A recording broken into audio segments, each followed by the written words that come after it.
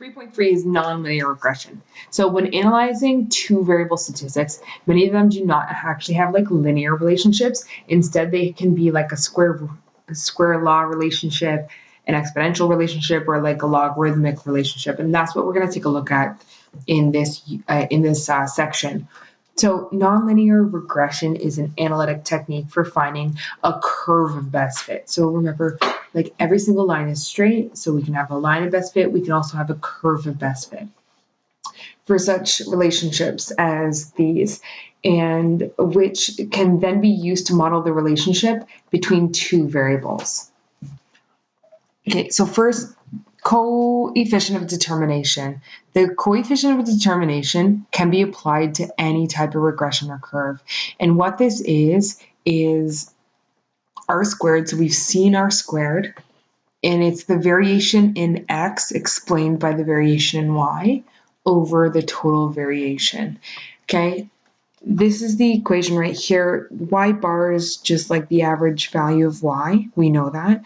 EST, is the value estimated by the best fit curve for a given value X, and Y is the actual observed value for a given value of X. And we're going to take a look at that. And then you sum them all up, you square them, okay, and it gives you R squared. So the coefficient of determination can have values between 0 and 1. Okay, so we looked at the just the correlation, and the correlation coefficient can have values between -1 and 1. This is just from 0 to 1.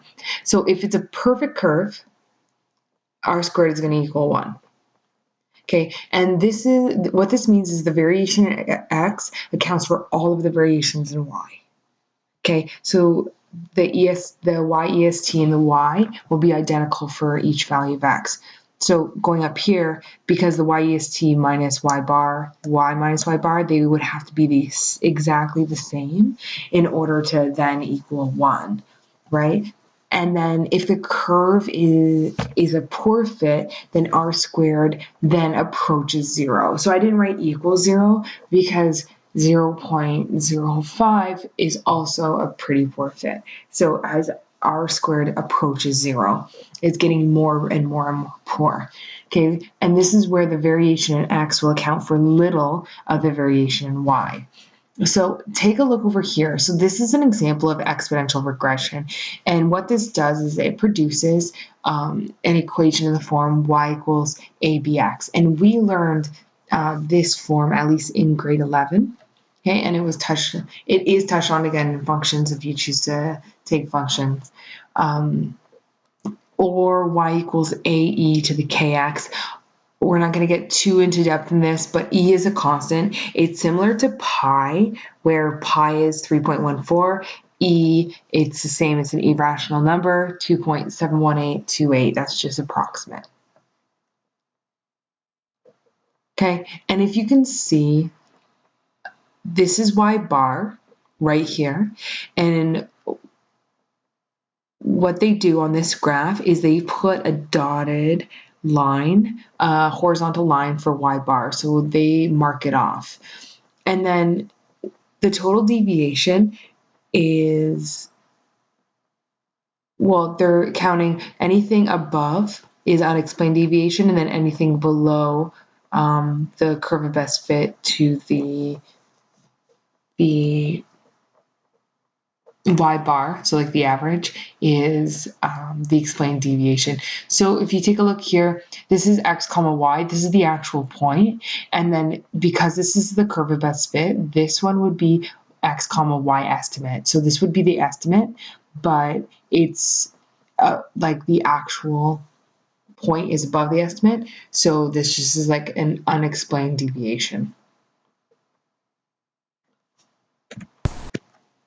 So let's get right into questions. And for something like this, we're not actually going to do it by hand. What we're going to do is we are going to do it using Excel.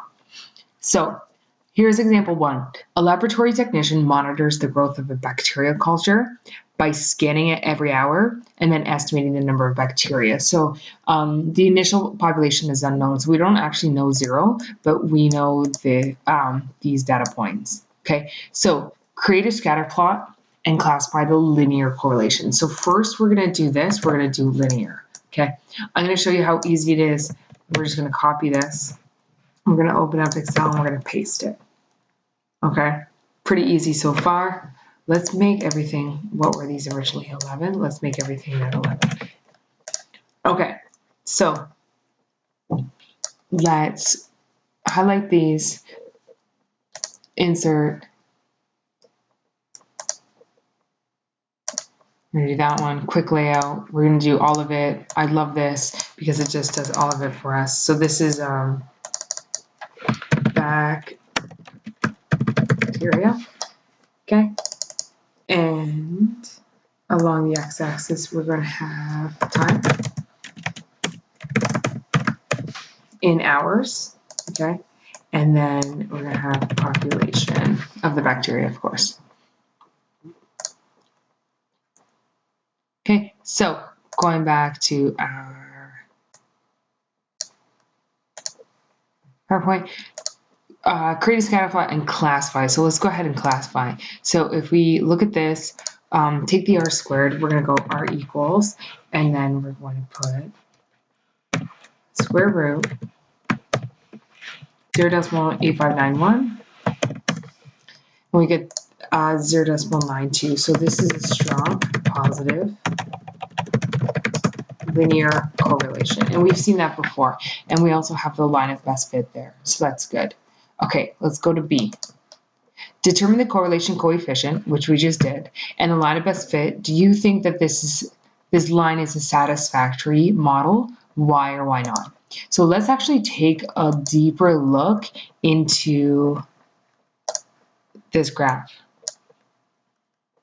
Okay, if we can see this graph kind of goes up on a curve like this. So do you think that a line is the best thing for this graph? I'm going to go with no. I'm going to go with it probably should be a curve. This to me looks exponential. Okay, so let's see what's next. Find the quadratic regression. So we're going to find a quadratic regression, a cubic regression.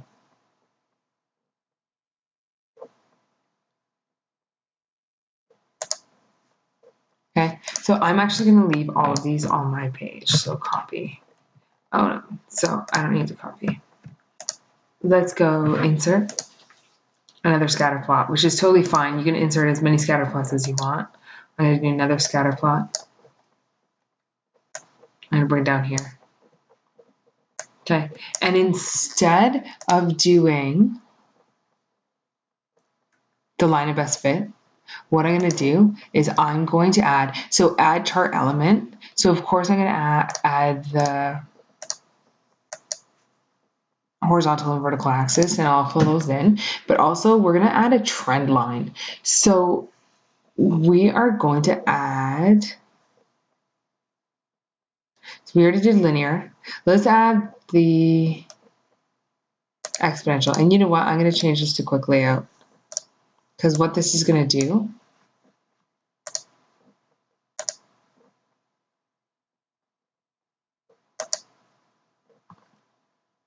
is going to show us the difference. So here's exponential. And then I wanted to add that one. This also wants quadratic and cubic. Okay, so let's find cubic and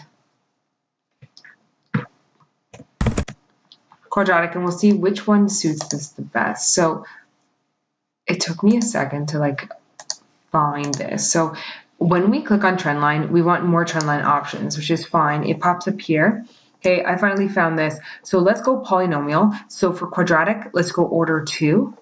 Okay, and display equation. Yes, I want it to display the equation. And I want it So I wanted to also display the